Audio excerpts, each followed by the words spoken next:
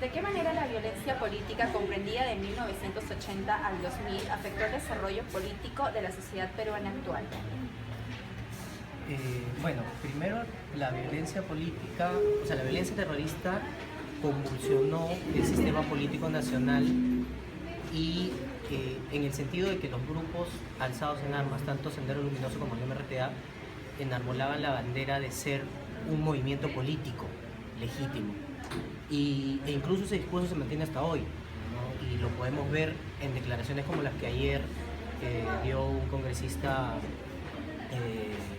del partido de Verónica Mendoza, en el sentido de que estos grupos, haciendo referencia al rescate de la embajada de Japón, de la residencia del embajador de Japón, si estos grupos eran realmente perseguidos políticos o movimientos políticos. Definitivamente la discusión sigue hasta el momento. El Movadef, que es el brazo político de Sendero Luminoso, ha seguido intentando reinsertarse a la política nacional sin éxito, bloqueado en la mayoría de los casos por decisiones administrativas de la autoridad electoral. Pero más allá de eso, lo que ocurrió entre el 80 y el 2000 reflejó una seria falta de institucionalidad política en el país, que fue precisamente el caldo de cultivo para lograr que estos grupos pudieran alzarse en armas y finalmente intentar tomar de alguna manera el poder, ¿no? En este caso en armas. Y creo que esas son las consecuencias que se siguen manteniendo hasta la fecha. Gracias.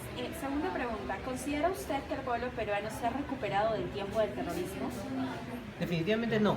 O sea, habría que analizarlo desde diferentes perspectivas. Desde la perspectiva económica podríamos decir que sí, porque el caos económico que nos dejó el terrorismo se superó, hubo ya una reinserción económica y una reinserción internacional por parte del Perú a la comunidad internacional, pero a nivel social, que fue el motivo principal por el cual surgió el terrorismo del Perú, estamos lejos de habernos recuperado.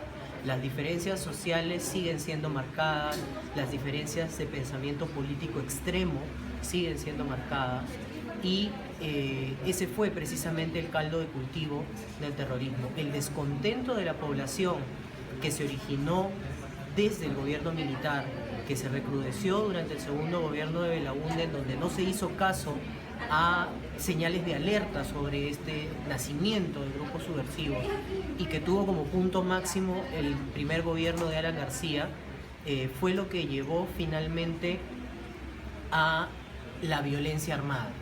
En el contexto actual, siento que se están repitiendo los ingredientes de esa receta ya desde hace unos años atrás. La aparente bonanza económica recibida en el gobierno de Toledo, y que si bien se ha visto demostrada en el crecimiento mantenido y sostenido del Perú, no ha llegado a todos los niveles de los estratos sociales y económicos peruanos. Por eso es que todavía hay poblaciones como las del Brain que siguen reclamando esta inequidad social. Gracias. Tercera pregunta. ¿Hasta qué punto afectó el terrorismo en la discriminación y aceptación por parte de la población al Estado? Bueno, tiene que ver con lo primero que mencioné, ¿no? Los movimientos terroristas y la lucha subversiva que se dio en esos años fraccionó al Estado, y ese fraccionamiento creo que ha tenido consecuencias hasta la actualidad en la polarización que hay de la población, y que se ha visto reflejada en los últimos procesos electorales, en los dos últimos particularmente, en donde la población ha estado orientada a los extremos, ¿no? O a la extrema izquierda o a la extrema derecha, y ese grupo precisamente de la extrema izquierda es muy proclive a verse tentado por el pensamiento que en algún momento motivó la violencia subversiva. Cuarta y última pregunta. ¿El hecho que el Estado no haya tomado importancia en la violencia política hasta que ésta llegó a la capital fue un factor del éxito de esta en el interior del país? Definitivamente.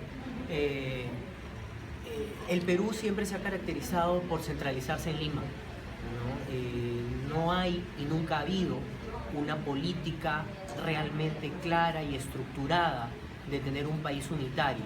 Si bien todo el esquema de estructuración administrativa del Perú en regiones, provincias, departamentos, etcétera, puede parecer que funciona, en realidad en la práctica hay un alejamiento bastante serio entre la capital y las provincias, y más aún con las provincias alejadas, Brae, Madre de Dios, Satipo, Ayacucho y las zonas en donde el terrorismo tuvo su germen y desarrolló.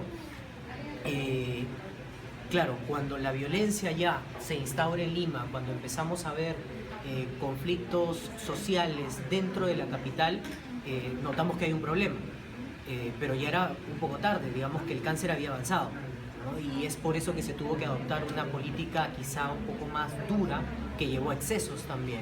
Entonces, lamentablemente, como ya había mencionado en preguntas anteriores, no ha habido después del 2000 una política peruana por no repetir los errores del pasado, no solamente en cuanto a temas de políticas de Estado económicas, sino a políticas sociales, de que no se vuelva a generar este descontento en la población, que fue lo que dio origen a la violencia subversiva. Muchas gracias.